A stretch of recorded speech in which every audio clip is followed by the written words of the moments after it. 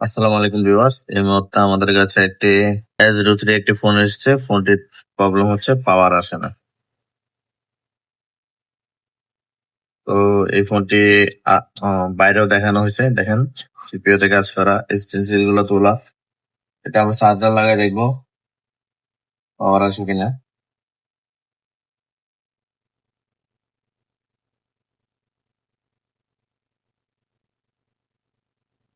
তো দেখেন কোনো পাওয়ারই আসতেছে না।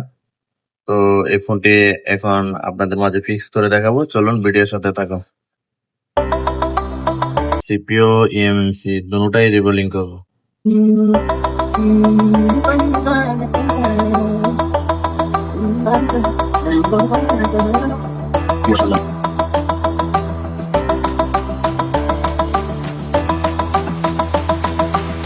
তো দেখেন আলহামদুলিল্লাহ আমাদের ফোনটি রান হয়ে গেছে।